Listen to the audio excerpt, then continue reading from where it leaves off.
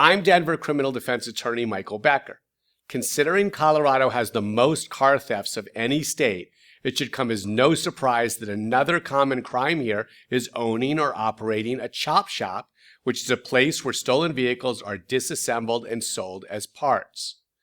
Chop shop offenses are prosecuted as a felony, which can carry prison and high fines. But in our experience, we may be able to get the case completely dropped if we can show 1. You had no idea the vehicle or parts were stolen.